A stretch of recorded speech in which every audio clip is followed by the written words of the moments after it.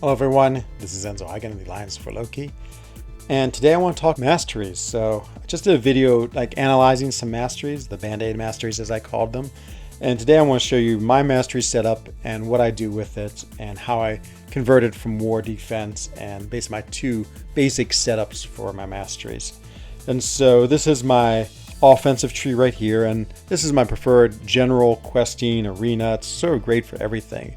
And I do run the damage masteries, so you can see I have the 8 points there, which includes the double edge and liquid courage.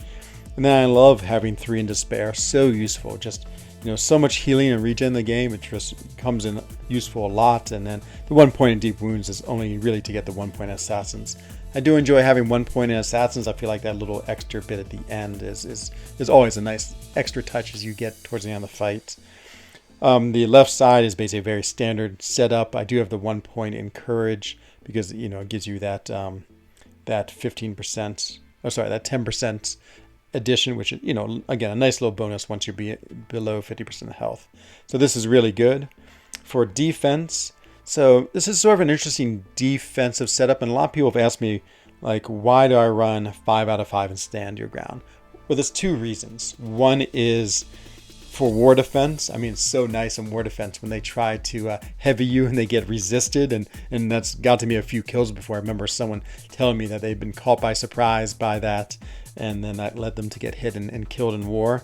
And so that's one reason. And the other reason is you'd actually be surprised how often, or at least how often I get hit by heavies. And so the resists have saved me more times than not. So 50% chance, that means there's a very good chance, well, half a chance that if you don't quite get out of the way of the heavy, you'll be resisted to it.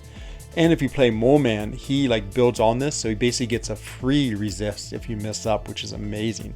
And so I love that. If you saw my last video, the Band-Aid masteries, you understand why I run 3 out of 3 willpower and 3 out of 3 in coagulate. So quite a bit of points in defense.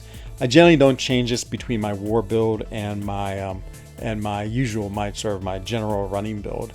Over here, just again, sort of minimal, 3 points in parry, 1 point in limber, 1 in dex, and 3 in the stupefy for the extra sun. So this is my general mastery setup. I think it's great. I think the suicides make you powerful, and I have enough extra sort of sustainability with coagulate and willpower that it doesn't take too much away, and I can use my champions a fair amount, even though they are losing health over time because of those masteries. So for war, I'm actually have to place my defense now. So this is generally what I do for war. Again, I don't touch the defensive ones. Those just sort of stay as they are, which I like. It's nice not having to mess with those at all. I'm going to put, of course, 5 out of 5 in limber. That allows, of course, my champions to shrug off parries as quickly as they possibly can, which is always very helpful in war. And I do run 2 Mystic champions, so I am going to put 5 out of 5 in Mystic Dispersion. Again, very standard war build, and I use it almost all the time when I'm placing my defense. And then on the other side, in offense, the only thing I really want to make sure is I get that 3 out of 3 in despair and have a point in assassins, because again, that point in assassins can make a big difference. Like if they start getting to an end of the fight, like Ihulk's a very good example. So Ihulk actually, he will intentionally let his health get below 18%, because that's just sort of the way his character works. He takes damage while he's fighting, but there's a chance, because when he gets below it, then he procs his immortality, that it can actually fail because of the assassins. And that's why you don't see many Ihulk attackers in war, because there's too big a chance that he would fail. And the reason he fails is because of the point of assassins. And so that's why it's very much worth having that, just more for the chance that abilities are going to fail rather than any extra damage, because the 18% when you have a plus 300% attack is very inconsequential. But I still think the 3 out of 3 in despair is really good, even as the defensive mastery. I mean, just anytime they are afflicted with debuff, or if they're running suicides, it's going to affect their willpower healing. So I think it's really a useful thing to have, even as a war build. So this is my war build. Again, I don't feel like you need much as far as attack proficiency. Just a standard 15-point left side, just so I can get the specialized masteries. And that's it. And as I said, the defense has a 5 out of 5 stand your ground, which again I find good, and Mystic Dispersion. So now let's go place my defense, and this is off season, so it's nothing too much to worry about. I don't think I'll give away any secret for Lokian secrets here, because I basically have to place my own defense. So I've been really placing higher ground all the way. So join, so you can see I got my rank 4 Doom on defense just for fun, and then 4 higher ground champions. Actually are relatively good defenders. So begin and continue, and let's see where we can place them. We'll just place them real quick. In off season, I think we just place them wherever we want, and they're used for that. Ooh, okay. Where does MCOC? Is MCOC good on this one? Safeguard recovery? No. I think this is the one he's good on. Stunning reflection, yes, but MCOC here. MCOC would go there. I think this would be a good one for, and then the taters can always change this. There's one power gain one. Is that this one right here where they gain lots of power? The answer is increased power gain. Maybe this one isn't it. Okay, well we'll put him there anyway. And taters can change him as he wants. Doom. I feel like Doom has been going there a lot. No. Oh, actually, maybe that's why I want Symbiote Supreme. Let's put him there. Can I change him? I can never remember. Yep, okay. There's one that's like pretty mystic. Maybe it's 40, where they don't. Is this the one immune to nullifies? Nah. Okay, well, we'll put Doom there anyway. Should I put Nova? Where's a good one for Nova? Stunning Reflection. No, he play him stun immune anyway. Encroaching Stun. Maybe. Yeah, okay, let's put one on Encroaching Stun. And White Magneto. I don't really know where to place him. Let's just place him on someplace interesting. Ebb and Flow Intercept. Okay, we'll place him right there. Okay. So there's my war defense. Now let's go back to the masteries and talk a little bit about the masteries. So let me just exit out here. So that's usually what I do, and so it's not too bad. You know, you basically make one switch over. And so now when I want to go back to my standard build, very easy, which I like a lot. And so of course I'll just recover these, and currency used when spending is not recovered.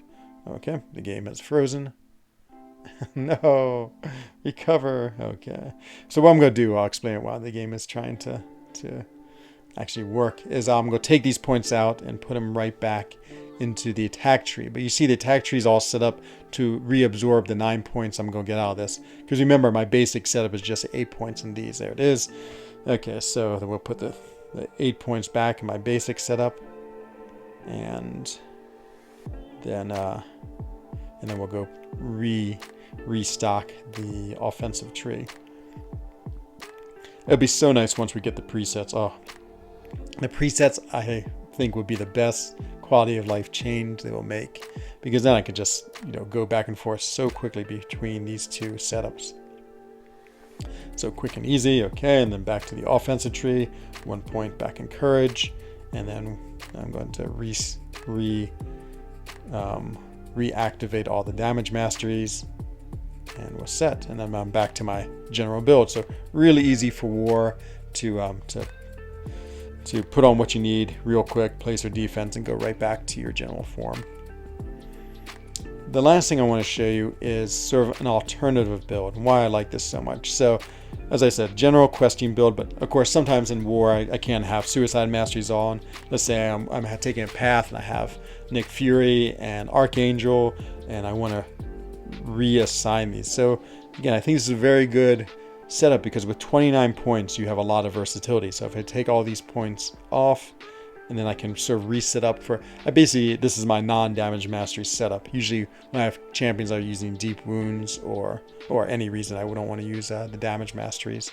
And so in this case I will put 3 out of 3 in courage, just because, you know, there's always a good chance you'll be under 50% health, and so I like having that. I mean, that's 20%, so it's somewhat like the damage masteries, is you're getting a good little boost of attack, and you know, you'll probably spend enough time under 50% health, or at least I do, that it's worth it. And then I'm going to put then the 5 and 5 as always. I know there's a lot of debate about putting like there's a 4 and 5 in these and how the diminishing returns makes it, you know, basically the same. I just feel more comfortable having 5 out of 5 in both. I feel like these are two really good ones that I just want to maximize. Even if diminishing returns doesn't seem to add that much to it, I still feel I want the most out of it. But Cam did a good video on it. And now these 11 points, of course, 3 out of 3 in despair, which is, as I say, I feel like I always run that offense, defense. I just feel like it's such a good mastery. Generally, my masteries, I like them to be very like useful to everything, and so that's why the damage masteries, like they always give you more attack. Just some champions deal with them better or not from the damage aspect, but deep wounds is very specific to certain champions, of course, and for many champions it doesn't do anything. But again, this is a build for like a Nick Fury or a Archangel, and then 3 points in Assassins, or anytime I don't have to use the damage masteries. So there it is. So again, really quick and easy. I mean, you have 29 points is enough points to give you a very nice build, and you're all set. And then again, I'm not mincing with defense or my proficiency. So I feel like this mastery setup is a nice general mastery setup, versatile, easy, quick to do a lot of different things in the game, and is able to